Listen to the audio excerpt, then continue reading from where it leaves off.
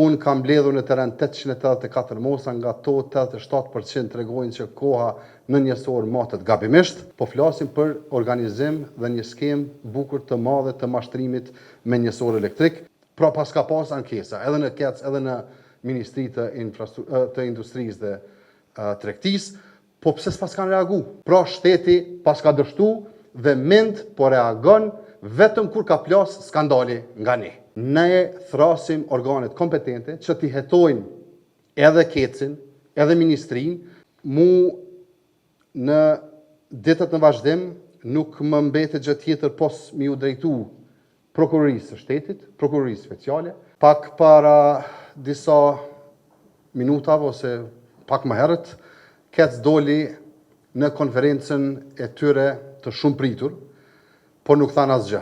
Nuk thanë asgjë nga ajo çfarë kishin thënë edhe në reagimin e parë, përpos një manipulimi tjetër me opinionin publik, ku në fakt e pranojnë se ka pas devijime me njësor elektrik, por mundohen që këto devijime me i quajt devijime teknike, të vogla, raste të izoluara.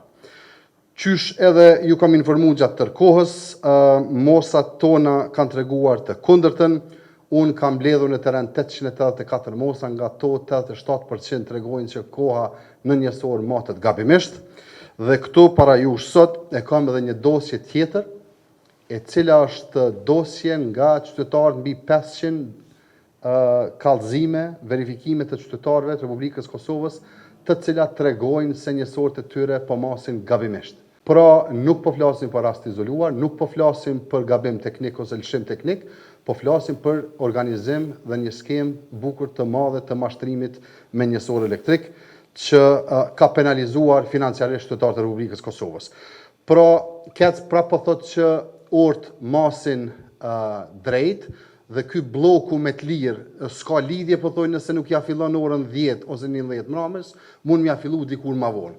Po vendimet e ZRE-s tregojnë se kur matet me të lirën, kur matet me shtrajtën, kur fillon koha me të lirë, kur fillon koha me të shtrajtën. Pra kjo është edhe arsyeja e krejt këtij skandali që kem shpalos. Në të njëjtën kohë, sot kemi mësuar nga Ministria e Industrisë dhe Tregtisë që kanë dalë në terren me stafin e tyre për me i verifiku gabimet me njësor elektrik. Dhe sot pikrisht e mësuam se ku pas ka qenë edhe problemi dhe shtylla kryesore ku duhet me u bazu i gjithë ky skandal. Pra, shteti e pas ka pas fjalën e vetë, të cilën nuk e pas ka ushtru asnjëherë. Nëse Ministria e Industrisë dhe Tregtisë sot pas ka dalë me heq njësor elektrik, atëherë pyetja e thjeshtë është ku pas kanë qenë këta gjithë këto vite që nuk pas kanë reaguar.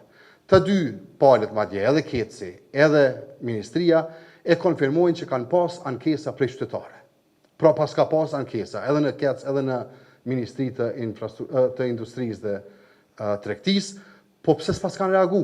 Pra Ministria ka rregullore, e ka Agjencionin e Meteorologjisë, i cili është rregullues i këtyre pajisjeve që masin. Pra nuk pas kanë bërë punën e vet, nuk kanë licencu asnjë laborator të pavarur për me i bë këto matje në formë të drejtë dhe të pavarur, dhe rrjedhimisht i kanë leju operatorët ekonomik, sikurse KEC në këtë rast, me manipulu me njësor elektrik.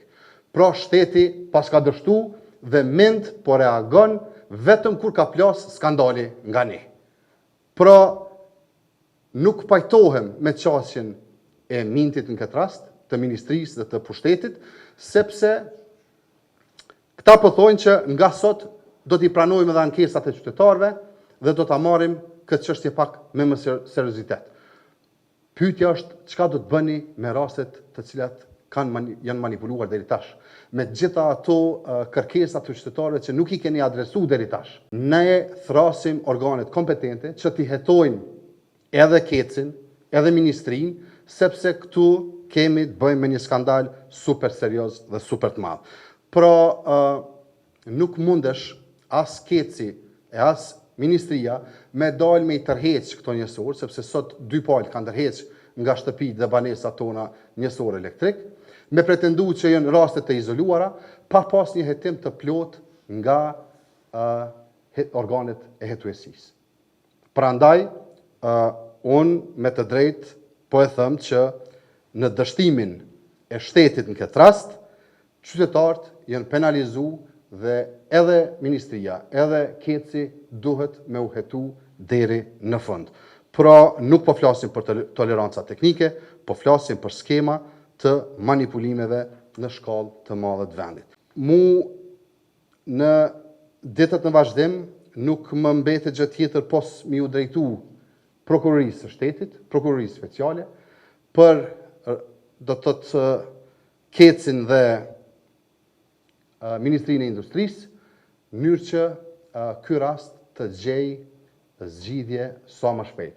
Qytetarët e dëmtuar me të drejtë po kërkojnë kompenzimin e tyre dhe kjo do të jetë ndoshta edhe kërkesa kryesore e këtij skandali të zbardhur.